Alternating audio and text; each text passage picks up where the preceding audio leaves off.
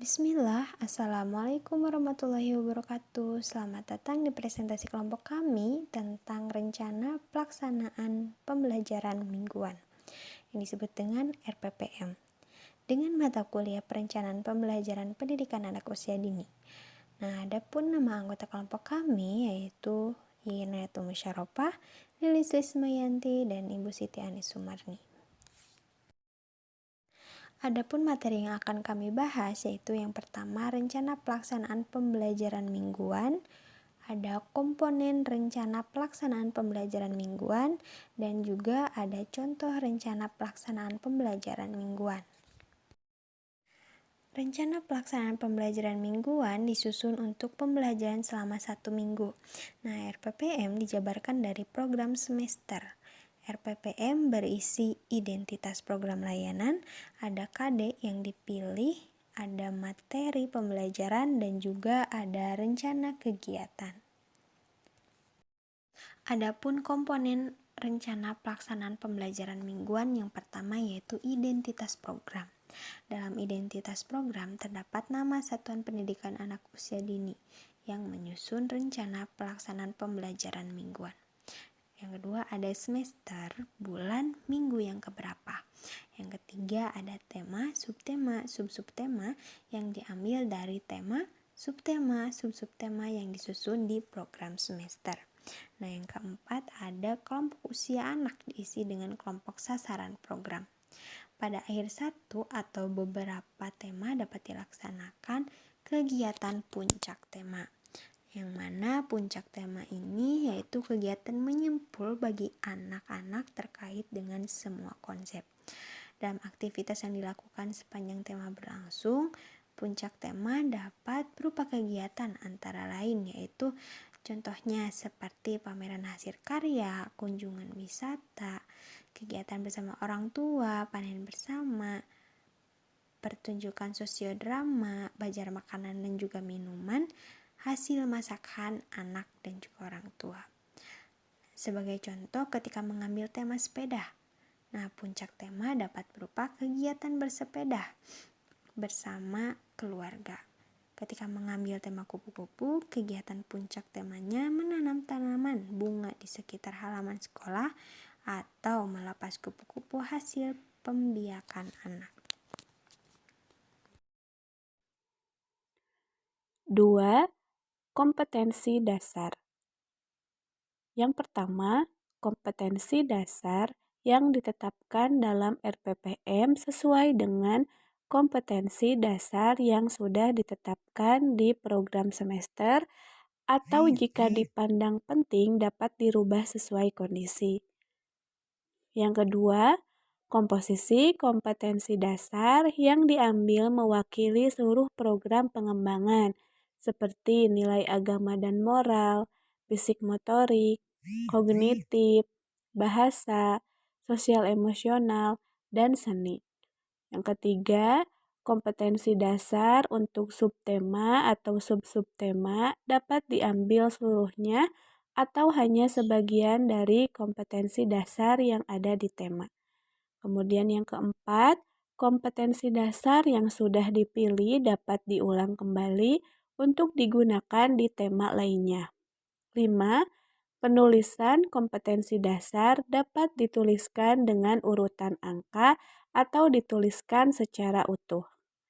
6. Penempatan kompetensi dasar dapat masuk ke dalam kolom atau ditulis di atas setelah identitas program. Seperti yang ada pada contoh. Yang ketiga, materi pembelajaran. 1. Materi pembelajaran diambil dari materi pembelajaran yang sudah dijabarkan di KTSP. Yang kedua, banyaknya materi pembelajaran yang diambil disesuaikan dengan kemampuan belajar anak. Yang ketiga, materi pengembangan sikap dimasukkan ke dalam SOP dan menjadi pembiasaan yang diterapkan sehari-hari sepanjang tahun. Yang keempat, materi pengembangan sikap yang telah dimasukkan ke dalam SOP terus diterapkan, walaupun tidak lagi dicantumkan dalam RPPM. Yang kelima, materi pembelajaran dikaitkan dengan tema, subtema, atau sub-subtema.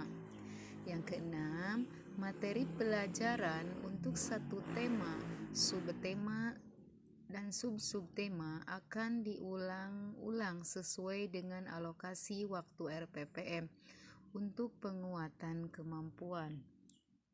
Yang keempat, rencana kegiatan. 1. Rencana kegiatan berisi beberapa rencana kegiatan yang dapat diikuti anak. Yang kedua, rencana kegiatan harus menarik dan membolehkan anak-anak untuk memilih dari banyak kegiatan yang disiapkan guru.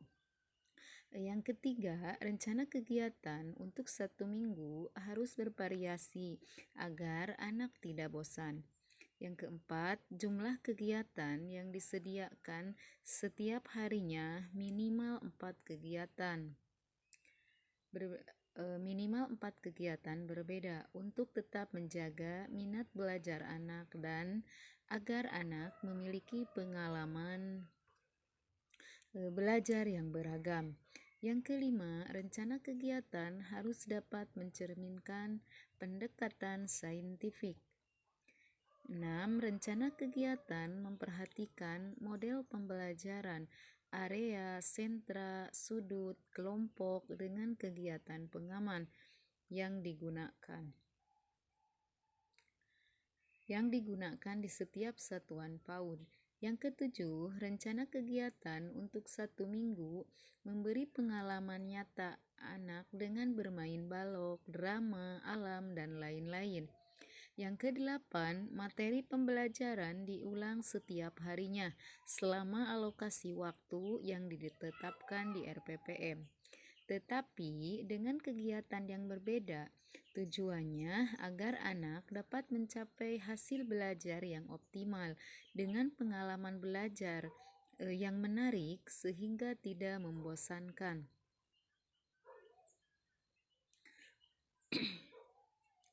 Yang kesembilan, rencana kegiatan disesuaikan dengan tema.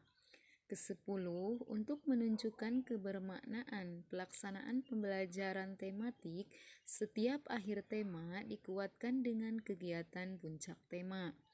Yang ke-11, puncak tema dapat berupa kegiatan antara lain membuat kue atau makanan, makan bersama, pameran hasil karya atau pertunjukan, panen tanaman, dan kunjungan. Selanjutnya di sini ada contoh rencana pelaksanaan pembelajaran mingguan.